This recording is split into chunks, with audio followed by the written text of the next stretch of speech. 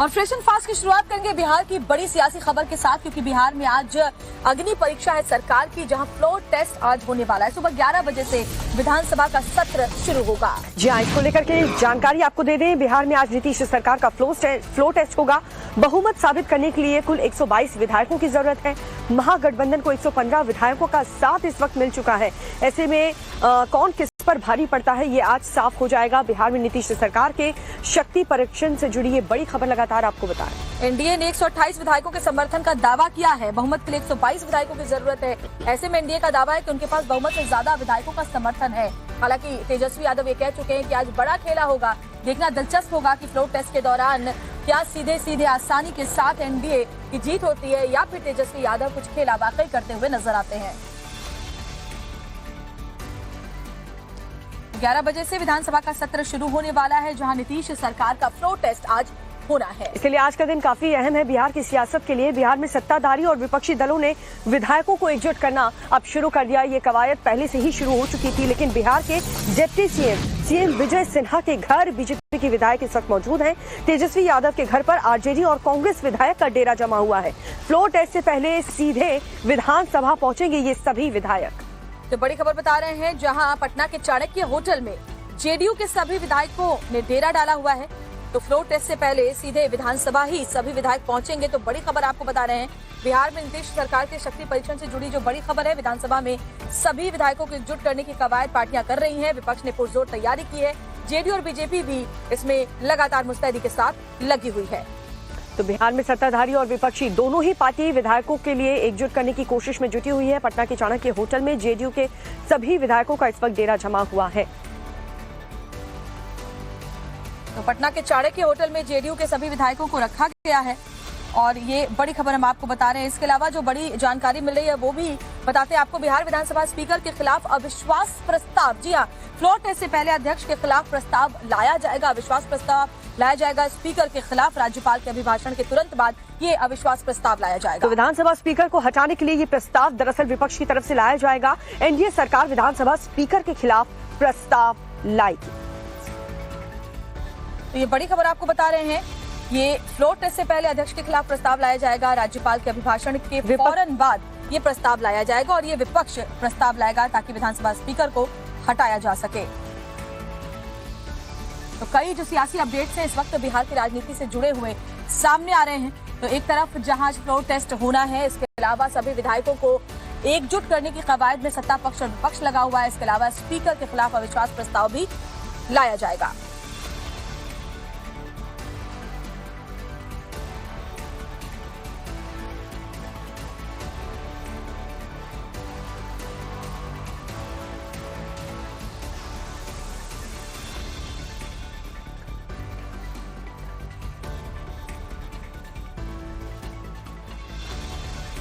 तो एक के बाद एक बड़ी जो अपडेट्स है बिहार से वो हम आपको बता रहे हैं। आज नीतीश सरकार का फ्लोर टेस्ट है। सुबह 11 बजे से विधानसभा का सत्र शुरू होने वाला है।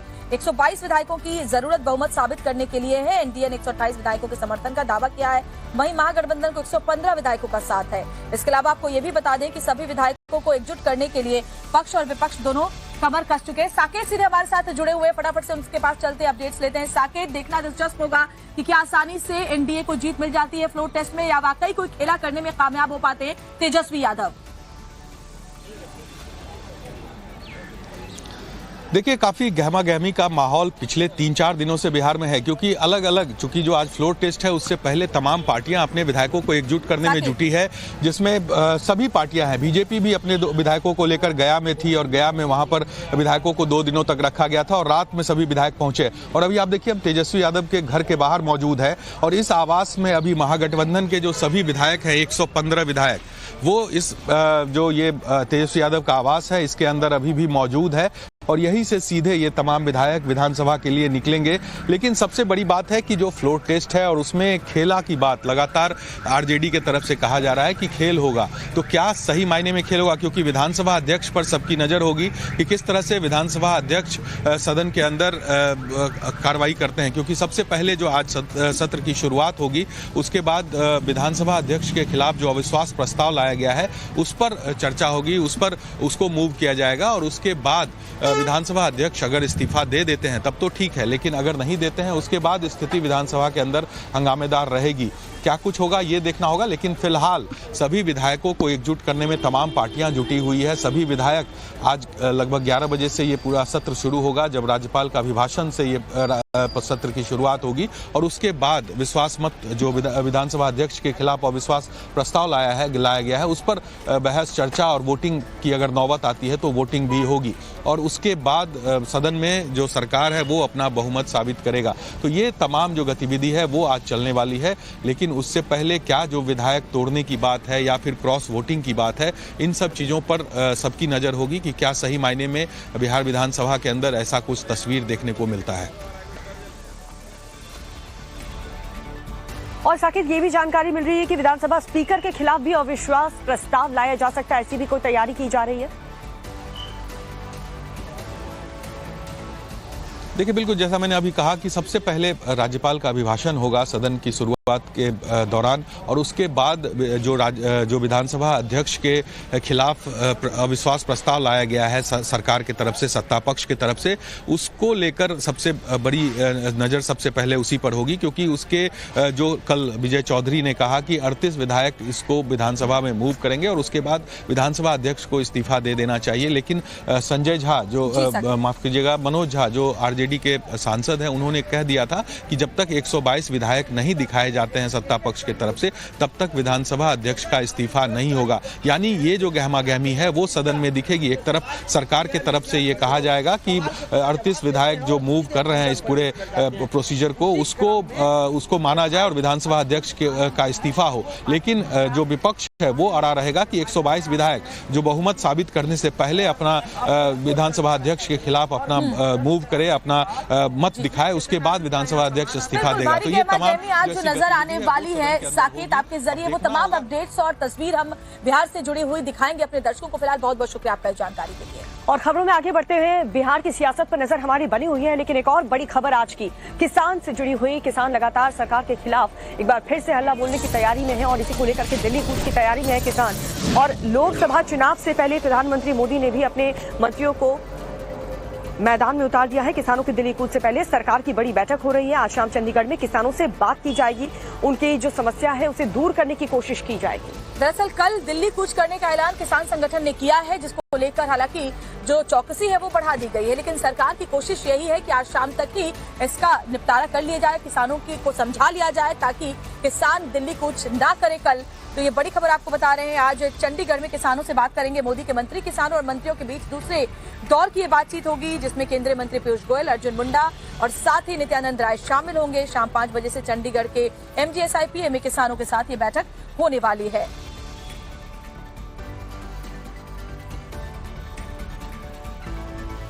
तो बड़ी खबर, मंत्री और डेलीगेशन के बीच किसानों की मांगों पर चर्चा होगी। और इस बीच क्योंकि कल दिल्ली कूच करने का ऐलान किसानों ने किया है, उसको लेकर आज से ही मुस्तैदी बढ़ा दी गई है। तमाम जो दिल्ली के बॉर्डर्स हैं वहां कड़ी सुरक्षा व्यवस्था की गई है, बैरिकेड्स कर दिए गए हैं, लेकिन कोशिश सरकार की यही है कि उससे पहले आज शाम तक ही किसानों को समझा लिया जाए ताकि वो दिल्ली कूच ना करें।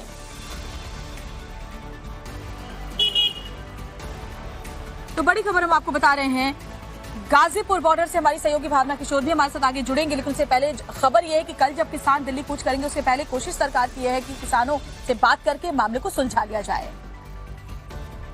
और फिलहाल किसान जिस तरीके से दिल्ली कूच की तैयारी कर रहे हैं उसको लेकर के जो बॉर्डर्स हैं उसे फिलहाल छावनी में तब्दील कर दिया गया है। भारी संख्या में जो फोर्सेस हैं उसे तैनात कर दिया गया है। किसानों को अंदर प्रवेश न करने दिया जाए, इसको लेकर के पुलिस प्रशासन की भी तैयारियां हैं। तो आज किसानों जो केंद्रीय मंत्री उनके बीच दूसरे दौर की बातचीत होने वाली है। केंद्रीय मंत्री पीयूष गोयल, अर्जुन मुंडा, नित्यानंद राय इसमें शामिल होने वाले हैं। तो ये बड़ी खबर हम आपको बता रहे हैं और कोशिश यही है कि आज किसानों से बातचीत करके उनकी मांगे जो मानी जा सकती हैं उसको लेकर किसानों को आश्वासन दिया जा सके। और बड़ी खबर और भी आ रही है, किसानों के दिल्ली मार्च को देखते हुए दिल्ली के पुलिस कमिश्नर फुल एक्शन में है। ये बड़ी खबर आपको बता रहे हैं, गाजीपुर और सिंघू बॉर्डर जाकर के कमिश्नर ने सुरक्षा की समीक्षा की है। किसानों के प्रदर्शन को देखते हुए दिल्ली पुलिस ने धारा 144 भी लागू कर दी। तो दिल्ली पुलिस ने लगाई धारा 144। ट्रैक्टर, ट्रॉली, बस, कमर्शियल व्हीकल और घोड़े के साथ नहीं आएंगे प्रदर्शनकारी। साथ ही हथियार, तलवार, त्रिशूल, लाठी या रॉड के साथ भी दिल्ली आने पर उनके प्रतिबंध लगा दिया गया है। तो ये बड़ी खबर, गाजीपुर और सिंघू बॉर्डर जाकर खुद पुलिस कमिश्नर ने सुरक्षा की समीक्षा की है, निर्देश जारी किए हैं। दिल्ली पुलिस कमिश्नर ने बॉर्डर एरियाज का जायजा पहुंचकर लिया है। तो कल किसान दिल्ली कूच करने वाले हैं, उसको लेकर के देखिए पुलिस से एक्शन मोड में है। दिल्ली पुलिस कमिश्नर ने खुद एरिया का जायजा लिया है। भावना किशोर हमारे साथ जुड़ चुकी हैं। भावना, जरा बताएं क्या स्थिति फिलहाल बॉर्डर पर आप देख पा रही हैं, कितनी संख्या में पुलिस बल की तैनाती की गई है और कल को लेकर के क्या तैयारी?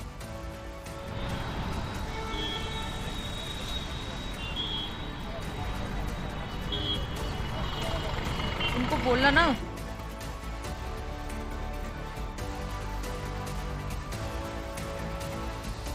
तो भावना को शायद हमारी आवाज नहीं मिल पा रही है। गाजीपुर बॉर्डर से वो हमारे साथ जुड़ी हुई हैं, उसे भी सील कर दिया गया है, बैरिकेडिंग वहां भी लगाई गई है।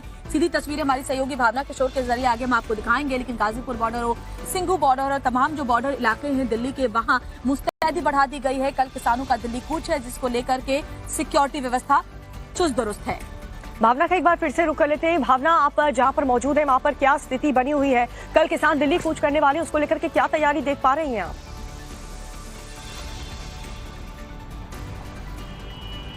बिल्कुल आपको दिखा देते हैं। इस वक्त हमारी मौजूदगी गाजीपुर बॉर्डर पर है और ये ऐसी ही तस्वीर, सबसे पहले ये बॉर्डर की तस्वीर दिखाते हैं कि किस तरह से इसे पूरी तरह से बंद कर दिया गया है, बैरिकेडिंग लगा के। सुरक्षा कर्मी यहाँ पर मौजूद है, लेकिन देखिए दिल्ली पुलिस की जो गाड़ियां हैं वो यहाँ पर किस तरह से लगाई गई है। मेरे कैमरा पर्सन आपको पूरी तस्वीर दिखाएंगे कि कई लेयर्स में बैरिकेडिंग लगाई गई है। एक लेयर नहीं है, कई लेयर्स है। और इसके साथ ही अब जो गाजियाबाद वाला जो सड़क है NH-24 को जाता है, अब देखिए यहाँ पे किस तरह से रूट डाइवर्जन हो गया। यानी आज सुबह से ही यहाँ पर इस रास्ते से जो लोग दिल्ली जाते थे वो पूरी तरह से बंद कर दिया गया है। लिहाजा आप देखिए किस तरह से रूट डाइवर्ट हुआ है। लोग यहाँ से होते हुए कौशाम्बी वाले रास्ते से अब दिल्ली जा रहे हैं। और इसी तरह से पूरे अगर बात करें दोनों सड़कों के यही हाल है। कई जगहों पर सीमेंटेड बैरिकेडिंग की गई है, क्योंकि आपको याद होगा कि पिछली बार जब किसान दिल्ली कूच करे थे तो उन्होंने अपनी ट्रैक्टर, अपनी गाड़ियों से बैरिकेडिंग तोड़ दी थी। इसलिए इस बार जो तैयारी है वो बहुत ज्यादा पुख्ता है। करीब 5000 से ज्यादा सुरक्षा कर्मी जो हैं वो मौजूद होंगे सभी बॉर्डर्स पे। और ये गाजीपुर बॉर्डर की तस्वीर दिखा रहे हैं। इसके साथ ही अगर बात करें तो सिंघू बॉर्डर, टीकरी बॉर्डर पर कुछ इसी तरह से तस्वीर है। लेकिन जिस तरह से दिल्ली पुलिस ने एडवाइजरी जारी की गई है उनके तरफ से कि देखिए ट्रैफिक डाइवर्जन होगा, इसलिए जो लोग घर से बाहर निकल रहे हैं, आज सोमवार का दिन है तो ट्रैफिक बहुत ज्यादा वैसे ही होता है दिल्ली बॉर्डर्स पर। इसीलिए आप देखिए अभी से ही धीरे धीरे जो ट्रैफिक की तस्वीर है वो बॉर्डर्स पर देखने को मिल रही है। कुछ दिन पहले आपने देखा होगा कि नोएडा में किस तरह से जो किसान पहुंचे थे, जब वो बैठे वहां पर प्रदर्शन के लिए, तो वो किस तरह की तस्वीर जो है वो नोएडा में देखने को मिली थी। भारी जाम की तस्वीर थी। अब आपको दूसरी तरफ की भी तस्वीर दिखाते हैं। यहाँ पर भी आपको दिखाते हैं किस तरह से बैरिकेडिंग लगाया गया। यानी दिल्ली से जो लोग गाजियाबाद जाना चाहते हैं या फिर हरियाणा पंजाब की तरफ जाना चाहते हैं उनको भी काफी ज्यादा दिक्कत बॉर्डर पर होने वाला है, क्योंकि आपके जरिए तस्वीरें हम देख पा रहे हैं, हमारे दर्शक देख पा रहे हैं कैसे बॉर्डर पर सिक्योरिटी के पुख्ता इंतजाम किए गए हैं। कल दिल्ली में किसानों ने कूच करने की बात कही है, उसको लेकर के पहले से व्यवस्थाएं कर ली गई हैं। बहुत बहुत शुक्रिया भावना किशोर आपका इन तमाम जानकारी के लिए। तो खबरों में आगे बढ़ते हुए बात करते हैं, जिस तरीके से किसान दिल्ली कूच की तैयारी कर रहे हैं उसको लेकर के पुलिस फोर्स की तैनाती भी देखिए 7 लेयर सिक्योरिटी की तैयारी की गई। आपको ये भी बताते हैं कि दिल्ली पुलिस ने आज से ही दिल्ली के कई बॉर्डर्स पर रूट को डाइवर्ट कर दिया है। किसानों के मार्च को देखते हुए दिल्ली की सीमाओं को पूरी तरह से सील कर दिया गया है। क्या है सुरक्षा के इंतजाम और किन रूट्स को डाइवर्ट किया गया है, आपको इस रिपोर्ट के जरिए पूरा अपडेट दिखा देते हैं।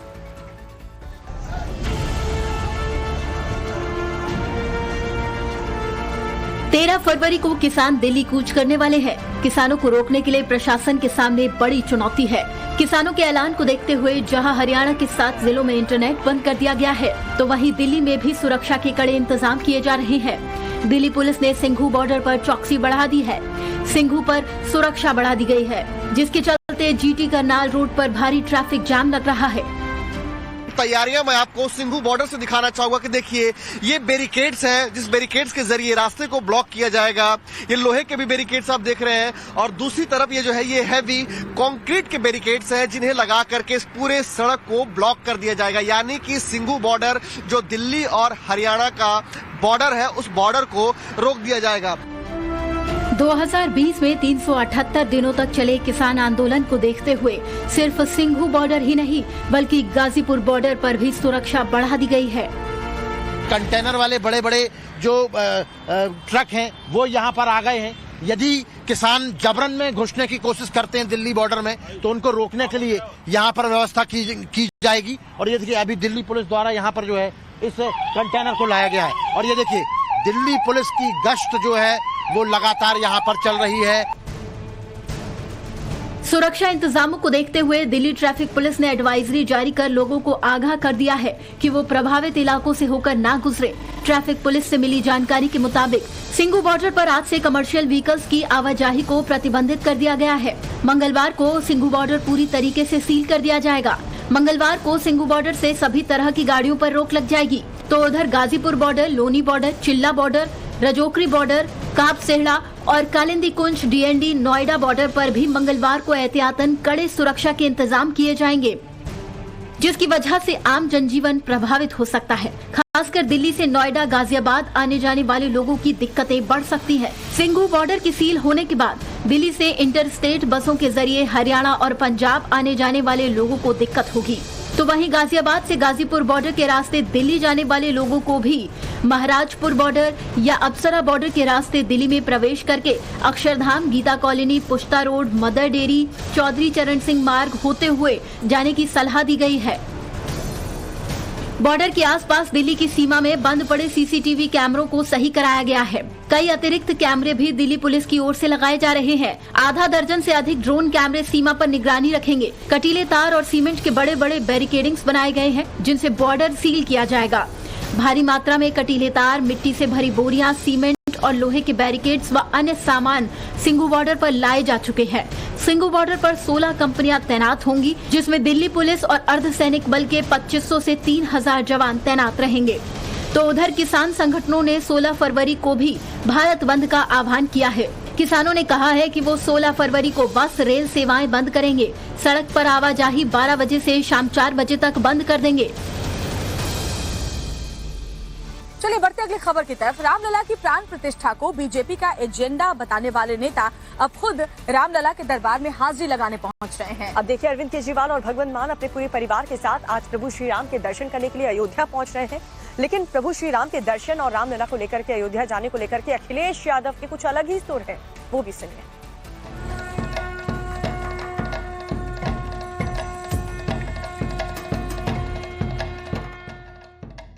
जैसे जैसे चुनाव करीब आ रहे हैं वैसे ही सियासत के सूरमा अयोध्या धाम जा रहे हैं।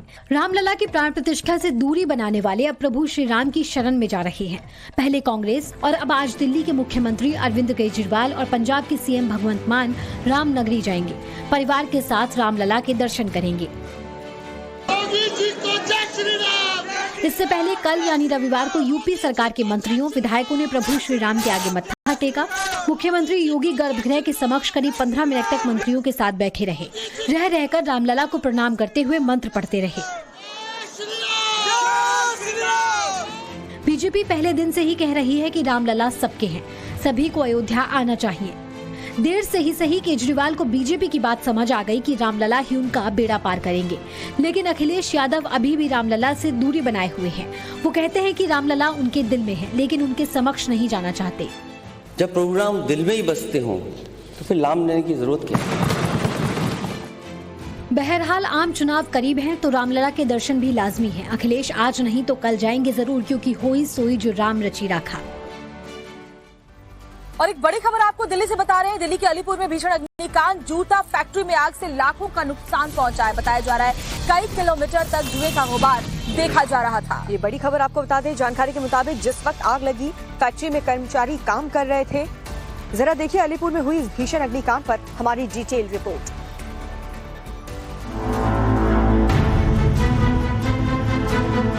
भयंकर आग धधक रही है।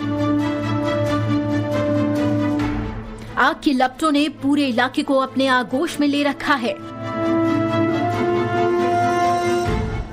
मौके से धुएं का एक विकराल गुबार भी उठता हुआ साफ तौर पर नजर आ रहा है, जिसे कई किलोमीटर दूर से भी देखा जा सकता है। हैरान कर देने वाली आग की ये तस्वीरें दिल्ली के अलीपुर से सामने आई है, जहां एक जूता फैक्ट्री में आग लगी तो आसपास के इलाकों में हड़कंप मच गया।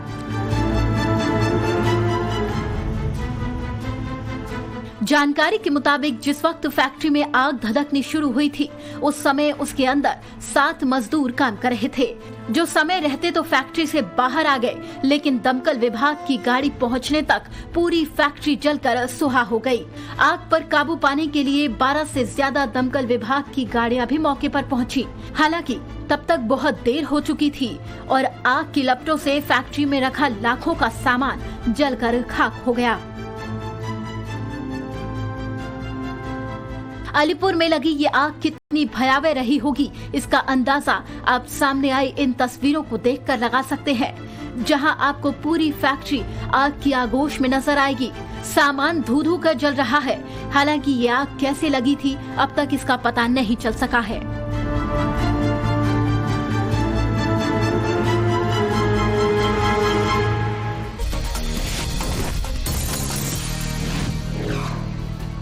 और इस वक्त बड़ी खबर आ रही है दिल्ली के सागरपुरा से। सागरपुरा इलाके से जो खबर है, यहाँ बीच सड़क पर एक कार आग का गोला बन गई। देखिए किस तरीके से आग जो है बीच सड़क धू धू कर जलने लगी। दिल्ली के सागरपुर में कार जो है उसमें अचानक से आग लग गई है। जो तस्वीरें सामने आई है, देखिए किस तरीके से आजू बाजू से आपको गाड़ियां जाती हुई नजर आएंगी और अचानक से सड़क पर इस कार में आग लगी और कार किस तरीके से धू धू कर जलने लगी। बीच सड़क पर ही धू धू कर घंटों तक कार बताया जा रहा है जलती रही। बीच सड़क पर कार में आग की लपटें उठ रही है। सड़क पर भीड़ है, अफरा तफरी है। धू धू कर एक कार बीच सड़क पर जल रही है। आग का गोला बनी इस कार से हर कोई जान बचाकर भाग रहा है। बीच सड़क पर भारी ट्रैफिक है। मौके पर पुलिस भी मौजूद है। तस्वीरें दिल्ली के सागरपुर इलाके की पंखा रोड की है, जहां एक कार में अचानक आग लगने से हड़कंप मच गया। कार में लगी आग इतनी भयानक थी कि कुछ देर में ही पूरी कार जलकर खाक हो गई। आग की लपटें इतनी ज्यादा थी कि उस सड़क पर काफी देर के लिए ट्रैफिक रोकना पड़ा। हादसे के बाद फायर ब्रिगेड की टीम मौके पर पहुंची और आग पर काबू पाया, जिसके बाद ट्रैफिक दोबारा शुरू किया गया। गाड़ी में आग कैसे लगी, फिलहाल इसका पता नहीं चल सका है। हालांकि हादसे के वक्त कार में कोई मौजूद नहीं था, जिससे राहत की बात ये रही कि हादसे में किसी के हताहत होने की खबर नहीं है। फिलहाल सागरपुर थाना पुलिस कार में आग लगने के कारणों का पता लगाने की कोशिश कर रही है।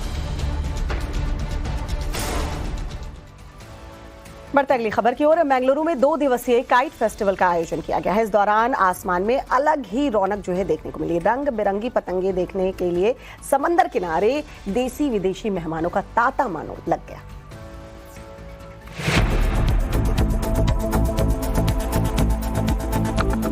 टेडी बियर के जैसे दिखने वाली पतंग, फिश जैसी पतंग, ड्रैगन जैसी पतंग, शेर जैसी पतंग, स्पाइडरमैन, हल्क, मिक्की माउस जैसी पतंग और हजारों कार्टून कैरेक्टर के जैसे दिखने वाली पतंगों से आसमान पटा पड़ा है। समंदर किनारे अजब गजब तरह की पतंग उड़ती हुई नजर आ रही है, जैसे कोई मेला लगा हो। तस्वीरों में देखा जा सकता है कि हर कोई पतंगबाजी कर रहा है। कई विदेशी सैलानी भी पतंगबाजी का लुत्फ उठा रहे हैं। रंग बिरंगी शानदार डिजाइन और शेप की पतंगों से भरे आकाश की तस्वीरें बेंगलोर की हैं, जहां 2 दिवसीय इंटरनेशनल काइट फेस्टिवल का आयोजन किया गया। इस दौरान भारी संख्या में आए लोगों ने पतंगबाजी की और इस फेस्टिवल को जोर शोर से मनाया। लोग दूर दराज से इस काइट फेस्टिवल को देखने पहुंचे हैं। समंदर का किनारा पतंगों और देसी विदेशी मेहमानों से गुलजार है। Very good place. I like it. Thank you. I'm very happy coming. इस उत्सव में Thailand, Sweden, Ukraine, Vietnam, Malaysia, Greece और एस्टोनिया से सैलानी हिस्सा लेने पहुंचे। तो वहीं देश के राज्यों में महाराष्ट्र, गुजरात, केरल और तेलंगाना ने भी पतंगबाजी में हिस्सा लिया। I am Nitin Shetty, member of Team Mangalore. This is for the 7th time we are conducting an international kite festival at Mangalore. Today we have 8 countries, international countries, and about 5 teams from India. And the persons from abroad, they really like Mangalore. And you ask any of the flyer, international flyer, he will tell you that the winds are very steady in the Mangalore beach, which is not there anywhere else in the world. And the second part is they love the people of Mangalore for their hospitality. Mangalore में international kite festival का आयोजन 1998 से किया जा रहा है। फरवरी के महीने में टूरिज्म डिपार्टमेंट हर साल इस आयोजन को बड़े पैमाने पर करता है। इस फेस्टिवल में भारतीय टीमों का प्रदर्शन शानदार रहा, यहाँ तक कि कई रिकॉर्ड भी भारतीय टीमों ने बनाए हैं।